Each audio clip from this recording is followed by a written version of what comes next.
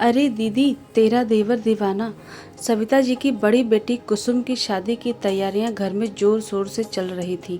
सविता जी भी सब तैयारियां देख रही थी। 2 दिन बाद सगाई का प्रोग्राम था। आज सगाई का दिन भी आ गया। कुसुम की छोटी बहन नेहा उसे तैयार कर रही थी। लड़के वाले आ गए थे। विवेक के साथ उसका छोटा भाई राज, मम्मी पापा और बहन बहनोई थे। थोड़ी देर बाद ही नेहा कुसुम को लेकर आ गई। कुसुम तो गजब ढा रही थी, लेकिन नेहा वो तो बहन की सगाई में बला की खूबसूरत लग रही थी। पहली बार तो इतने अच्छे से तैयार हुई थी जैसे खूबसूरती उसके कदम चूम रही थी। राज तो उसे देखता ही रह गया।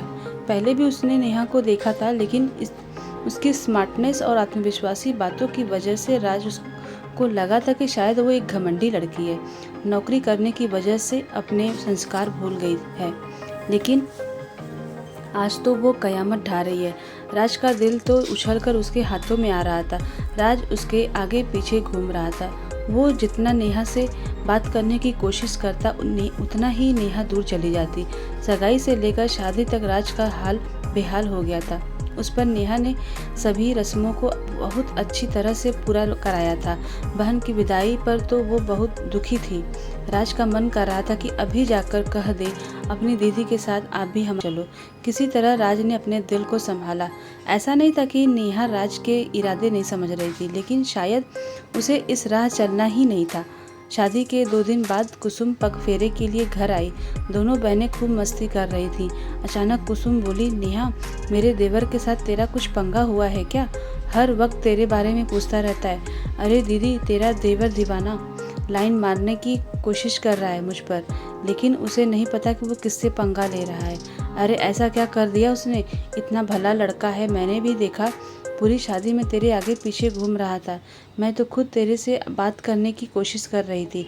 सोच रही हूँ दोनों बहनें एक घर में रहोगी तो अच्छा रहेगा। सविता जी बोली, मम्मी कैसी बातें कर रही हो? वैसे तो अभी मुझे शादी करनी ही नहीं। मुझे तो अपनी नौकरी के साथ सिविल सर्विस की तैयारी पर ध्यान लगाना है। ये देवर ना ऐसे ही करते हैं। शादी में सजी धजी लड़की उन्हें पसंद आ जाती है, फिर बाद इनके नखरे शुरू हो जाते हैं। पहले दीदी को तो ससुराल में एडजस्ट होने दो, उसके बाद मेरे बारे में सोचना, नेहा ने झुंझलाते हुए कहा। नेहा की बात सुनकर सविता जी सोचने लगी, तब का उनके वाला समय। उस समय अधिकतर रिश्ते ऐसे ही शादियों में ही हो जाते थे। लड़कियां अपने कजिन या सहेलियों की शादी में जाती, अच्छे कपड़े पहनती, हल्का मेकअप करती। कोई माँ अपने बेटे के लिए पसंद कर लेती, तो कोई दूल्हे का भाई और दोस्त को लड़की पसंद आ जाती। तब लड़कियां भी लड़के के इरादे समझ जाती। लेकिन उस वक्त ना तो लड़का और ना लड़की अपनी भावनाएं बता पाते थे और ना ही अपनी पसंद बता पाते थे। और अधिकतर परिवारों में उन रिश्तों के लिए हाँ हो जाती, क्योंकि माता पिता को भी लगता था कि उन्हें लड़का ढूंढने में जूते नहीं घिसने पड़ेंगे। देखा भला अच्छा रिश्ता मिल जाता तो सब एकदम हाँ कर देते। और अब लड़कियां समझदार हो गई हैं। वो पहले भविष्य के बारे में सोचती हैं, अपनी आत्मनिर्भरता के लिए जागरूक हैं, लड़कों के इरादे से अपने आप को बचाना जानती हैं। पहले आत्मनिर्भर बन जाएं तो रिश्ता भी अच्छा मिल जाएगा।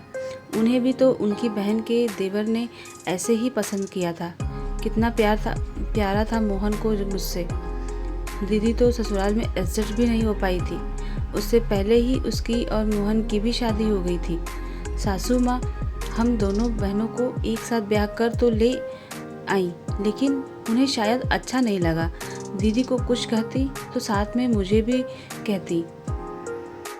अब अपनी दोनों बेटियों के साथ मैं वो सब नहीं होने दूंगी। अगर राज हमारी बेटी के लिए अच्छा रिश्ता होगा तो वो उसके आत्मनिर्भर होने तक इंतज़ार करेगा।